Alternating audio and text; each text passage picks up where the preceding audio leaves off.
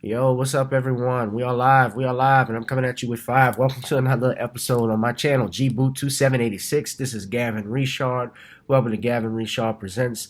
Whoever you are, wherever you are, I thank you all for joining me on my channel. Please subscribe to the link. Please donate. I have the links where you can donate available at the end of this video. You can guys check out the Cash App. You can also do Google Pay. Please support the channel. Please support me because when you want to see more videos, you want to hear more things, that's how we keep the party going, to keep this thing moving. So, a lot has been going on. You guys see from the description in my clip. There was a lot for me to talk about with a bunch of stuff that's been going on, whether you're talking about Snoop Dogg and Kale King as our brother Torian Rain calls her, Kale King and Okra Wickfree. I have a lot to talk about, and I'll deal with that in another video with regards to Snoop's quote-unquote apology. But you know what? Let me talk about it very briefly because it is leading into our subject about Rick James, and that's what the topic of the video is.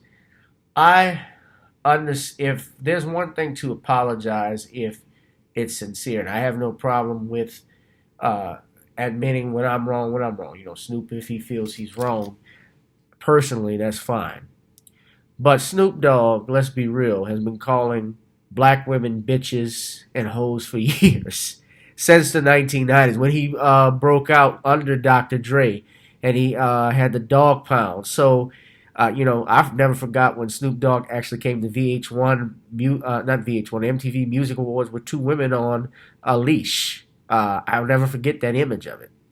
Now, I'm not going to waste time talking about Snoop Dogg. If he feels he's sorry, that's one thing. But, of course, you notice Gayle King did not apologize for what she did. Gayle King. I'll just use her real name. Gayle King did not apologize for the statement that she had stated about Kobe when she was talking to Lisa Leslie and trying to imply basically that Kobe Bryant was a rapist. And, of course, you had these house Negroes and coons, out here trying to change the narrative like Moise Lamont Hill, even Dr. Michael Eric Dyson, who I've lost a lot of respect for. I actually tweeted Dr. Dyson because he and Tariq Nasheed were going back, not so much back and forth, but they were talking about, Tariq pointed out Michael Eric Dyson's comments, his video about Gayle King. Now,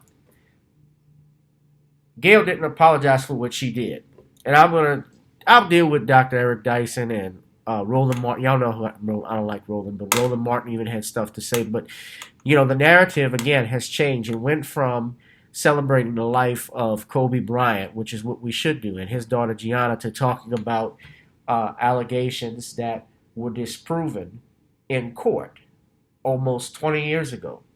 And, many celebrities, mostly that that are white, they who have similar transgressions or have been accused of doing things, whether they've been convicted or not, some have not been convicted, they do not in the media talk about that person in death. In other words, they do not disparage Elvis Presley for sleeping around with Priscilla when she was a teenager. Same thing with Jerry Lee Lewis. Jerry Lee Lewis is considered the king of rock and roll, and we know Jerry Lee Lewis was fucking his own cousin, his 13-year-old cousin he married. There's countless others, but yet all we hear about is Michael Jackson, R. Kelly, Bill Cosby, and now Kobe Bryant. And of course, another coon, Charles Barkley, who I'm going to deal with that in another video, but the point is, in getting to how it relates to our brother Rick James, who is deceased, is that, as you know, no black man leaves this business clean, as Eddie Griffin once said on Vlad TV. And he said every black male entertainer will have an asterisk by their name when he told Vlad. He mentioned Kobe raped a woman in Colorado a few years before Kobe died. Dr. Cosby raped 37 bitches and still counting. These are Eddie's words. Michael Jackson fucked little white children. Michael Jordan gambled. There is a pattern to what he's saying, and Gayle King is a part of that. Oprah Winfrey is a part of that. And by Snoop apologizing, he basically, and I don't think Snoop apologized because of his mother. I think it was more because Snoop has business ventures. Most of these celebrities are tied down to corporations, so they can't speak as freely as I can speak. See, I'm not owned. I don't have a talent agent. I don't have a sponsorship. So what you see is what you get. I speak from the heart. I work hard like everyone else, and yeah, I would like to. Would I like to sit on millions of dollars? Absolutely, but and I very well could do that eventually one day. I pray, that my hard work will pay off, but I'm not compromising my principles and my rules and what I believe in. And while I think Snoop may have been wrong in how he delivered it, I don't believe personally he should have apologized like that. And frankly, the person who instigated everything, Gayle King, never apologized. She accepted his apology, but basically acted like nothing happened. And my problem with that is when Snoop apologizes and you got Charles Barkley going on talking about, well, Kobe Bryant, we're not here to celebrate Kobe Bryant. We're here to celebrate his excellence on the basketball court, but we're not here to. We can also talk about what happened in Colorado, as if Colorado, both things he said. I'm paraphrasing. Both things can be true. No, Charles, they can't be true because he was not found guilty of it. The evidence that was there was in his favor, and by you and Gayle and Oprah and everyone else who playing these fucking games, you now are opening the door, and it's not just you. It's also what happened with Bill Cosby. It happened with Michael Jackson with that Leaving Neverland documentary. Now that what Gayle was allowed to do by disparaging this deceased brother, you've opened the door, and you're not putting a stop to it. You are allowing other deceased black men, or I shouldn't even just say just deceased. It's every black man, deceased or alive. But you're allowing basically these people to continue their attacks on our community, on our men, straight heterosexual men who have done great things for our community. Bill Cosby in particular, that are in jail he's in jail on bullshit. Now R. Kelly is a different story. I've heard rumors about it, but I do think there is some political issues with that. I do think Kim Foxx reacted to the documentary, and Kim Foxx is in trouble too with this whole Jussie Smollett thing. I don't think she's going to get reelected as DA. There's also issues, I believe, with double jeopardy that might be in place because they're trying to get R. Kelly on things that happened that he was already tried for. There are a few things I saw from reading the bill of indictment. Now, if there's new evidence against him, they say that there may be a possibility of that. But I think it's very difficult. I think it's very interesting that the same accuser in the first trial that he had, which was a child pornography charge, now they're getting him on actual statutory rape charges and also a RICO statute violation that they're trying to get him for Aaliyah. I think that that's a stretch. Being that number one, Aaliyah is dead. Number two, they were married, but everyone knew about this. So I just don't like this delayed reaction. And so henceforth, from what you see in my why I have a problem getting into that subject when we say the continuation of slandering deceased brothers. Rick James, Slick Rick, is being accused of rape. Now, those of you who know Rick James, most people are familiar with Rick James, especially in our community, but with most people, especially younger people that may have not grown up when Rick James was alive. If you've seen the Chappelle Show, like I did, that's how Rick James' name got back into popular culture because in the late 70s into the early 80s, Rick James was a rock star, of Motown. At the time when Motown was actually struggling financially and struggling to keep hits coming, Rick James was the one that was pulling things together in the 70s because he had, He had Ghetto Life. He had the album Street Songs. He had the song Mary Jane.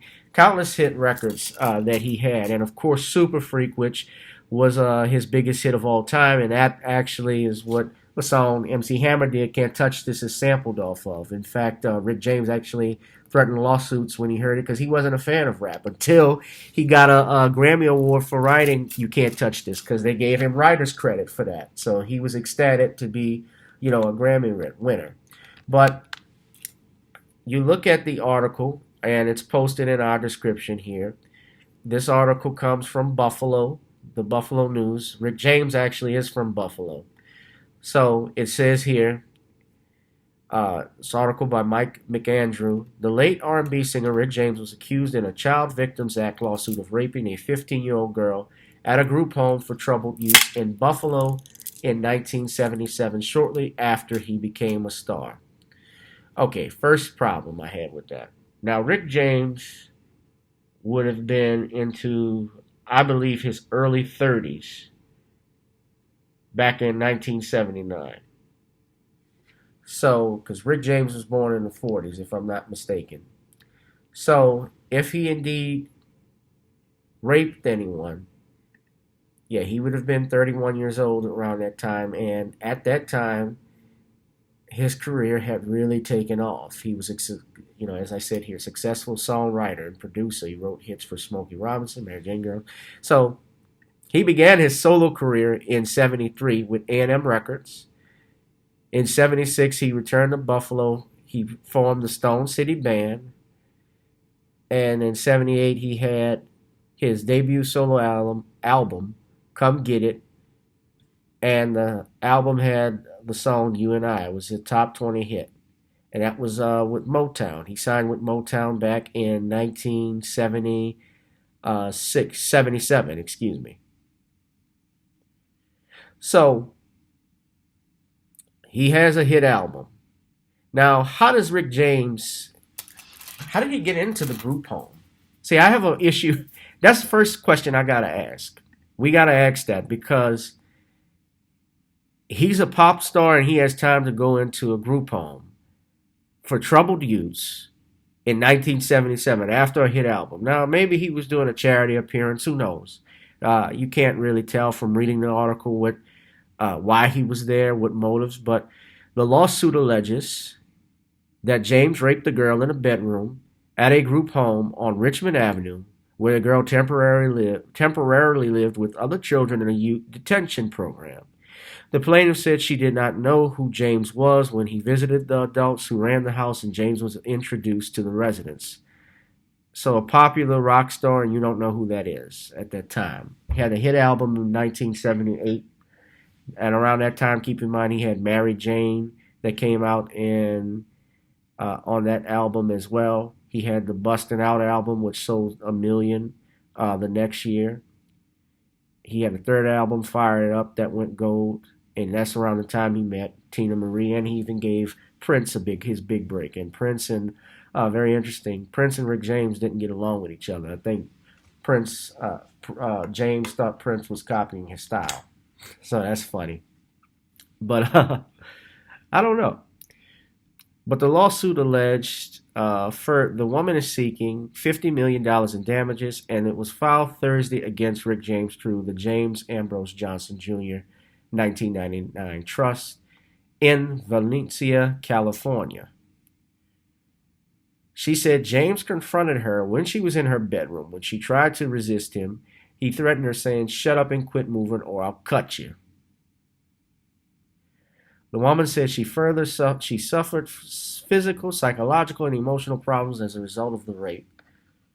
A halfway house, it goes further, was located in the late 1970s at 567 Richmond Avenue, a property that was owned by New York State, according to Erie County Property Records and a Buffalo City directory published by R.L. Polk and Company.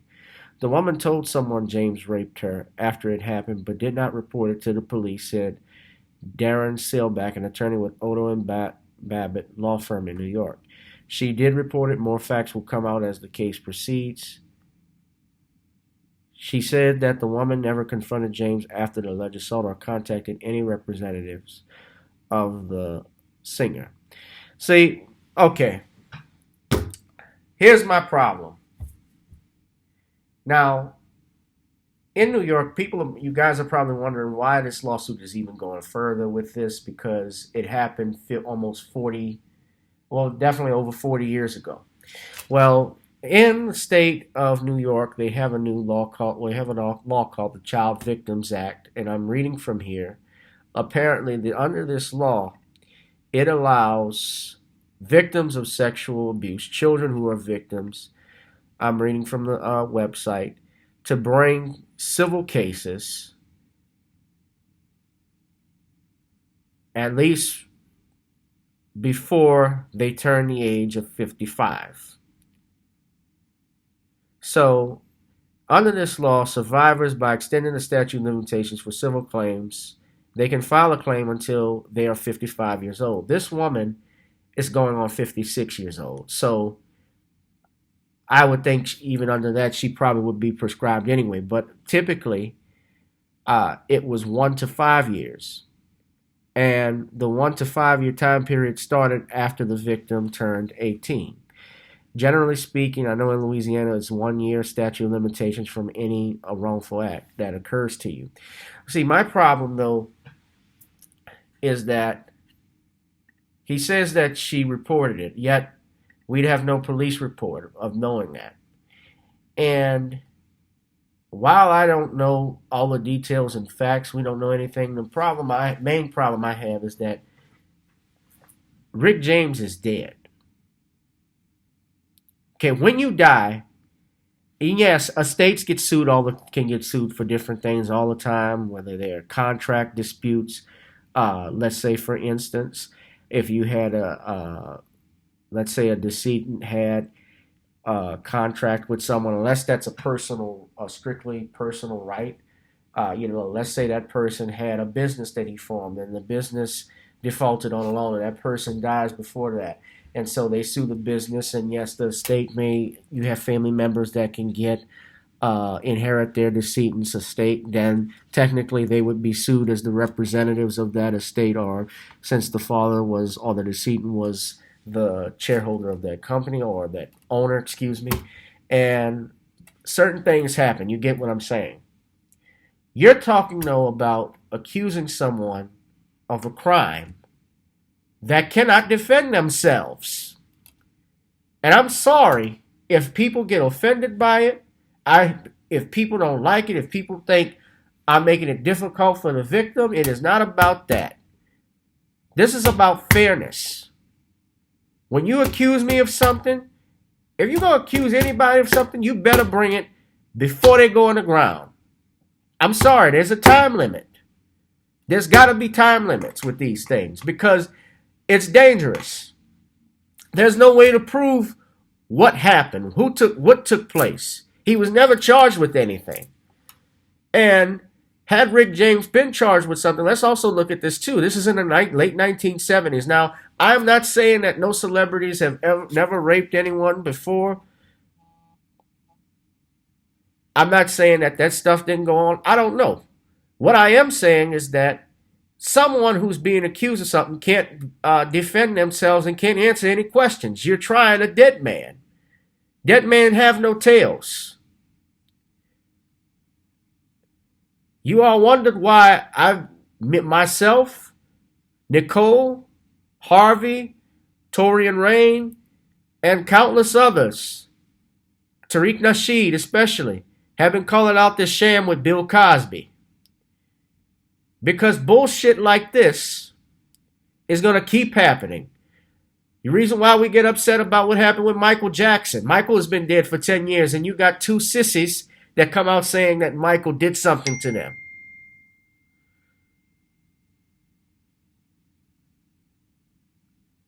With no proof. And their cases had been dismissed. And yet, HBO does a documentary, and Oprah puts them on her show to support them. Same thing with Russell Simmons. His claims get dismissed. And yet, another documentary comes. See, you guys don't know you're participating in your own destruction.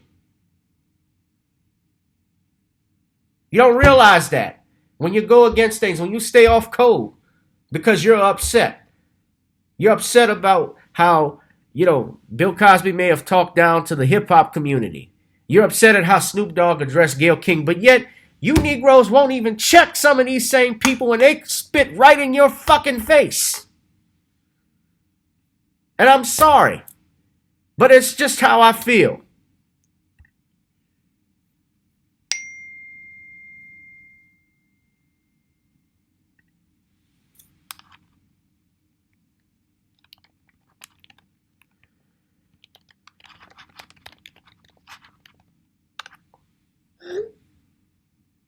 It's just how I feel right now. Because there's no stopping this. When you gave credence to those accusers, Don Lemon on CNN, when you interviewed all those women about Cosby, when you go on Vlad, the comedians that I've seen go on Vlad, I won't name them, when they talked about Bill Cosby and how they believed the allegations were true.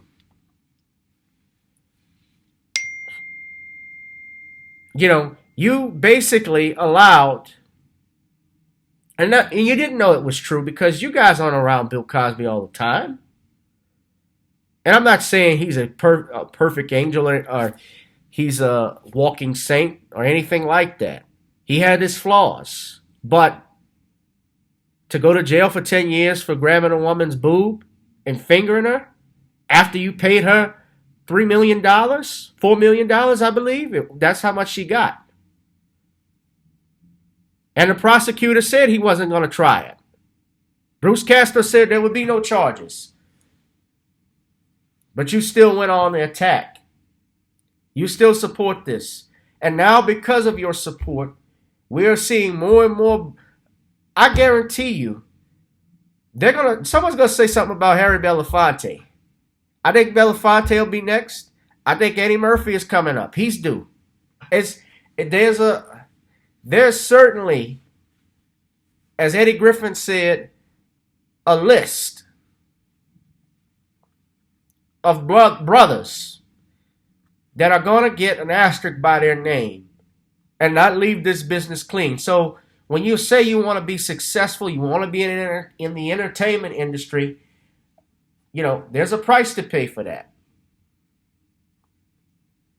I don't know how Rick James' family can defend something like this. I think that with Michael Jackson being hit with those charges in debt 10 years later, those slanderous charges, this opened the door for that. And so I don't know how, obviously you can argue prescription maybe, but I don't know how Rick James' family is going to take that. They got to deal with that. And that's why with Kobe Bryant, Kobe was acquitted and so many people around the world loved Kobe Bryant. To see Gayle King, not just Gayle King, but the countless other people. It was Abigail Disney. And let me say this too, because when that whole thing about Gayle King was coming out, you had Negroes, like I say again, the Negroes that were out there caping for her, talking about, well, you weren't this mad when the white woman said it, when that teacher said it. Stop. We were mad. We did complain. I complained about it. I complained right to Abigail Disney and called her out on her bullshit. Evan Rachel Wood, who did the same thing. The girl Kyla Pratt from the show One on One. She called her out and told her, what the fuck are you doing? Actually, go read the tweet. They were called out. A lot of people were upset that they were basically justifying Kobe Bryant's death. Because essentially, if you're justifying and you're calling it karma, like this comedian, I can't even think of his name. He's not even a comedian. And what he said wasn't a joke. I talked about that before. It wasn't a joke. They hide behind that, but it wasn't a joke. He meant what he said. Yeah, he might be a shock comedian, but, most of the time when they say things like that, and then he lied about it saying, well, someone hacked my Instagram account. No, you stupid. You were on the fucking tape. That's your face. We heard you. I was upset about it. I didn't like it.